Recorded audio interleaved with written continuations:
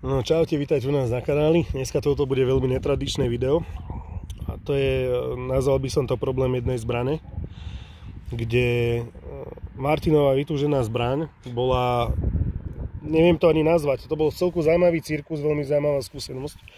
A kvôli tomu, aby tú zbraň dostal do finálnej podoby, také ako je teraz, vlastne musel otravovať celú republiku, aj Švajčiarsko, aj neviem čo. Takže začali by sme asi úplne od začiatku.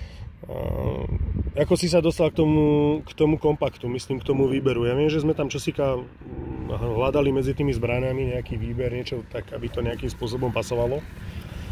Ale viem, že sa k tomu USPčku nedalo dostať, čiže to si vlastne vykšeftoval alebo dostal sa ku nemu ako, lebo viem, že sme kvôli nemu skoro išli do Banskej Bystrice. No, mne sa USPčko páčilo vždy, ešte v klasickej verzii, ako vo full size, ale to je proste nereálne, lebo je obrovské, tak ten kompakt je OK. No a dostal som sa k tomu tak, že jediný obchod, kde ho mali vtedy, bol v Bratislave. Teda ja som chcel novú, úplne fungláča, tak nebudem to riešiť, nebudeme riešiť, idem priamo teda tam, kde ho majú, lenže tam to bolo za celkom dosť peňazí na toľko, koľko reálne sa na trhu pohybovala, tak som si povedal, že skúsim z druhej ruky. No ale z druhej ruky to nakoniec dopadlo tak, že s nej nič nebolo, lebo ja som typ človeka, že chcem a hneď. Takže som to potom cez jeden obchod nejakým spôsobom stiahol z Bratislavy ku nám do písmena, čiže namiesto toho, aby išiel do Bratislavy pre tú zbraň za plnú hodnotu, tak dá sa povedať, že bez zombia to na neho bonziem do toho videa, on to proste vyžebral cez jedno známeho, čo má polovníctvo, aby mu nejakým spôsobom skúsil tú zbraň zohnať, urobil mu na to nejakú cenu. Čiže najprv bolo veľké patranie v rámci republiky, kde sa to dá zohnať. Prišli sme na to, že na predaj sú dve zbranie, jedna je od súkromníka v Banskej Bystrici, ktorá tam bola tiež nejakým takým divným spôsobom na predaj, a druhá bola v obchode. To znamená, že sme to nechali stiahnuť, nech sa tam nikto nemusí, ak sa vraví, preto valiť. Keď si mal doma tú zbraň, tak si znova začal špekulovať, že teda bolo by dobré na tom vymeniť nejaké veci. Najprv chcel vymeniť na to spúšťový mechanizmus, to som mu nejakým spôsobom vysvetlil, že tú zbraň nosí, že tam dávať na to polkilovú spúšť asi dobrý nápad není. Nakoniec si na to na také hranie chcel kúpiť druhú zbraň. Ale rozhodli sme sa, že teda keď už tie zbrane nosíme dennodenne, tak budú mať nejakú pridanú hodnotu. Tak budeme mať na tých zbraniach svetla. Po neuveriteľnom pátraní, zisťovaní, telefonovaní a otravovaní určitých ľudí a určitých predajcov sme prišli na to, že vlastne najideálnejšie svetlo na to je Taylor 3, nakoľko bolo aj pomerne cenovo dostupné, pretože bol Taylor za plus minus, koľko to vychádzalo vtedy? 120. Dobre, cez 120 eur plus minus. Tak stalo 120 a potom bola druhá varianta, bolo druhé svetlo, ktoré bolo 550 alebo 560 a potom bolo ešte originál svetlo na to hákačko a to bolo vlastne originál továrenské, kde bola čakacia doba na to asi 4 alebo 5 mesiacov zo Spojených štátov. Veľký problém s celou zbrojovkou HK, aspoň u nás, je hlavne ten, že tu vôbec nie sú náhradné diely alebo prípadne nejaký tuning tých zbraní. Pokiaľ by sme boli v USA, tam to zoženete v každých potravinách, čokoľvek, akúkoľvek spúšť, akýkoľvek mieridlá a tak ďalej. Bohužiaľ u nás niečo zohnať, na všetko sa strašne dlho čaká a není tá dostupnosť taká, ako by mala byť pre európsky trh. No. Tam je taký zásadný problém, že naozaj všetko je o telefonovaní, všetkého za nami. A najprv sme dlho pátrali po Taylor. Po trojke momentálne vtedy, keď sme to skúšali zohnať nejakým spôsobom, tak bolo to zhodou okolností aj vypredané, nejako padla nejaká zásielka. Čiže ten Taylor to si bral z Bratislavy. Áno. To si bral z Bratislavy, tiež Spirit, tuším. Spirit, áno. Tam mi pani objednala, čo sme spomínali. Takže objednal svetlo, prišiel na to, že svetlo akože máme na to, ale nefunguje, čiže nepasuje, čiže tam bolo ďalšie čakanie na túto zadnú časť.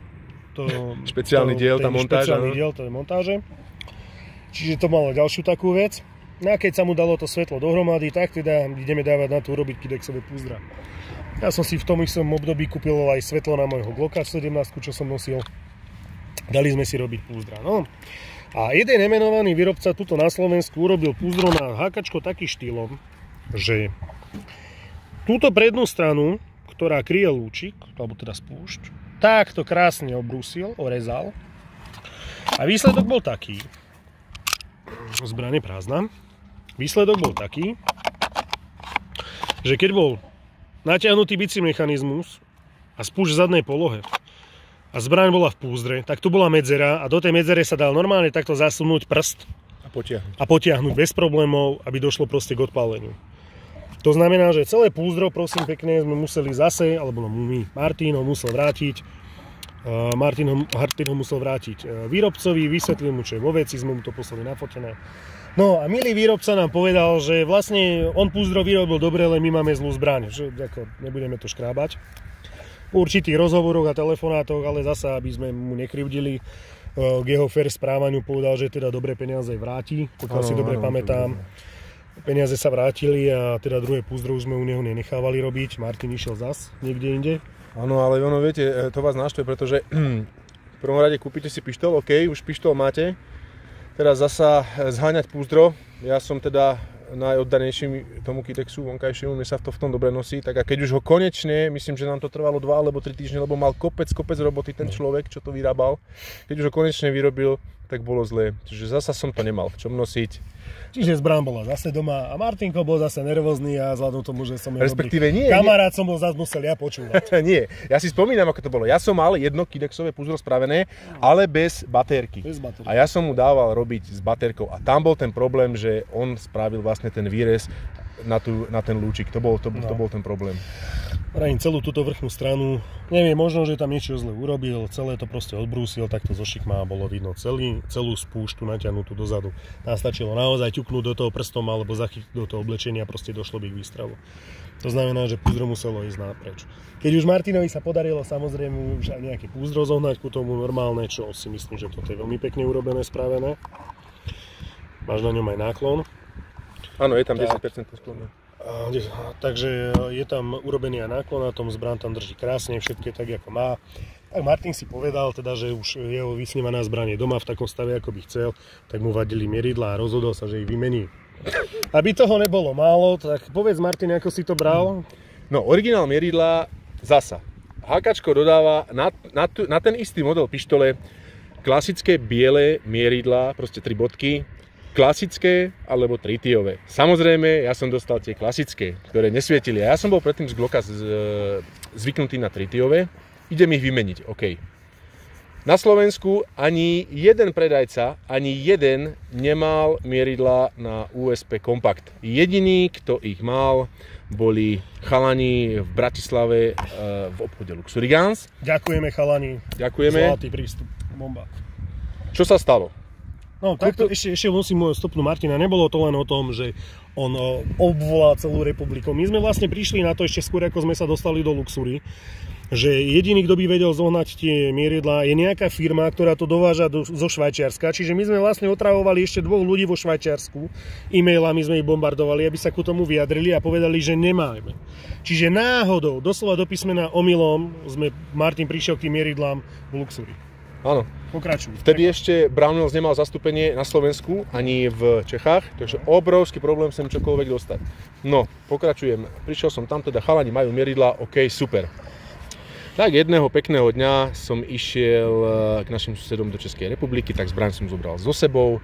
Nechal som ju v Luxury Guns s chalanom proti podpisu samozrejme. Skrátke, ja zase ešte to trošku doplním, zo Žiliny, alebo teda hore od Žiliny mali ísť do Prahy, takže bral to skrátkou cez Bratislavu. Išiel som tam ráno, nechal som to chalanom, perfektne vymenili. Vracal som sa áno, z Prahy. Ten istý deň, večer, zbraň bola hotová, vymenené mieridlá, paráda. Prídem domov a bohužiaľ, ešte som sa trošku obával, že bude zle nastrelená, ale o to vôbec nešlo. Ale na mieridlách tento ľavý bod, proste tritiová kapsla v háji. Inými slovami má svetlovodné mieridlá, ktoré majú vpredu tritiovú kapslu. No, tritiová kapsla je v poriadku na muške a vzadu na cielniku funguje iba na pravej strane. To znamená, že ľavá strana sa mu stráca, to znamená, má asi polovičnú viditeľnosť. Večer. Čiže v podstate, pokiaľ si to nedokáže tie mieridla nabrať svetlo, by som povedal zo slnka, alebo z niečoho také, aby sa tie body zvýraznili, tak v podstate, ako keby ste mierili len na dva body a toto na ľavej strane nie je skoro vôbec vidno. Takže Čiže radosť skončila. V podstate 400-kilometrovej zachádzke, prvý deň bol vlastne problém s týmto, ale zase musím povedať na chalanov Luxury Guns naozaj korektné jednanie, takto si to predstavujem. Poslal som im MMS-ku s fotkou, čo sa stalo. Okamžite odpoveď, jasné, prídite, vymeníme, spravíme. Bohužiaľ, už sa nevyrábajú jednoducho tie mieridla, pretože tá zbraň už má nejaký ten rok a HK, respektíve pre európsky trh tieto truglo mieridla sa už nerobia. Áno. V Amerike by nebol problém, ako som spomínal, u nás. Ale nemá to kto doviesť. Nemá to kto doviesť, tak. Tak, ale s týmto ich vyrozumením mi povedali, že teda dobre, či chcem prehodiť tie mieridla naspäť. Ale no, že čo s tým spravíme? Boli takí ochotní, že nechali mi ich v podstate zadarmo.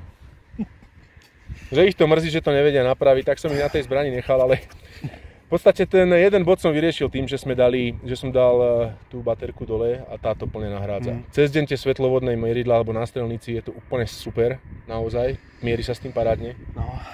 Ale večer tá baterka... V noci tej zbrani treba trošičku pomôcť tým svetlom z tej baterky, aby si tie svetlovodné tyčinky trošičku toho nabrali, takže... Takto nejako vyzeral vlastne nákup tej Martinovej buchačky, kde v podstate najprv sme obvolali celú republiku kvôli zbrani. Potom sme to objednávali, či zbraň sa zaháňala cez 2 predajcov.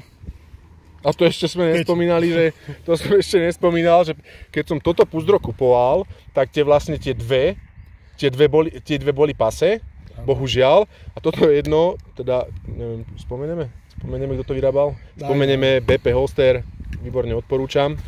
Naozaj skvelý chalanisko, pozdravujem.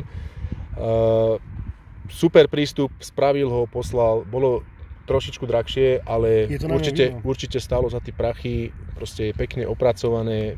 Ja už ho nosím nejaký ten piatok a ja som s ním maximálne spokojný. Takže toľko to bola moja cesta k USPčku, ku kompaktu. Nebolo to také ako niekto, že si príde, kúpim si pištol a strieľam. Nie. Ja som si užil hodiny na cestách, kopec telefonátov, vybavovačiek, ale aj tak to býva občas. No, bohužiaľ, má svojho vysnívaného miláčika doma, už nejaký ten rok, funguje bez problémov. Podľa mňa, keď sa tak spätne teraz na to pozriem, už sa na tom viac menej smejeme. Ale vtedy to bolo trochu ako na hlavu, pretože človek príde domov s novými mieridlami, večer si zásne v izbe, že si ide vyskúšať teda, ako to naozaj funguje, príde na to, že mu tam jedna tá tyčinka nejakým spôsobom blbne, donese púzdro na zbraň, kde vlastne príde na to, že mu tam niekto z toho vyššie odbrusil a v podstate to púzdro síce funguje, ale nie je bezpečné. Preto chceme kidexové púzdro, aby bolo bezpečné, čiže muselo ísť preč. Takisto zohnal svetlo, nemohlo namontovať na prvýkrát, tam bolo treba zašťakať na nejakú hovadinu na tom, aby to proste fungovalo. Áno, mesiac. Čiže v podstate, Martin, ako teraz... Pol roka som zabil záňaním príslušenstva. A telefonovaním. Ale ako, myslím si, že výsledne, ja som spokojný, tak ako to je. Teraz ti dám jednu otázku. Už sa na to momentálne smeje, zbraň už máš niekoľko rokov. Otázka je úplne jednoduchá. A napriek tomu, čo si preskákal, vymenil by si to? Nie. Išiel by si do toho znova, keby si vedel, čo ťa čaká? Už teraz lebo už viem, kam zavolať. Môže byť. Takže asi toľko. Ja si myslím, že na to, aby sme pár ľuďom ukázali oči, teda otvorili oči a ukázali im, ako to tu na tom krásnom Slovensku ešte stále niekedy funguje, tak si myslím, že toto je dostatočne ilustračné video. Takže... Tak tí predajcovia za to nemôžu. Oni sú v podstate tiež chudáci, keď im nedovolia a majú... Bohužiaľ, zákony máme také, ako máme a problém sem dostať čokoľvek zo štátov a podobne, tak ja sa im aj nečudujem. Tak ja to beriem aj z tej druhej strany, keď si necháš urobiť kidexové púzdro na zákazku na zbraň, on ti povie, že máš zlú zbraň, tak nie je to jeho zručnosťou, tak neviem.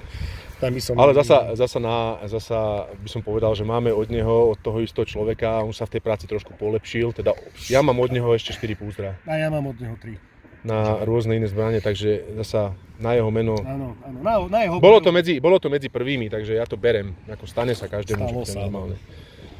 Takže asi toľko, len aby ste vedeli, že niekedy tá cesta k vysnívanej buchačke naozaj môže byť aj trošku kľúkatá a niekedy by som povedal až trošku na hlavu. Takže díky, čaute. Čau.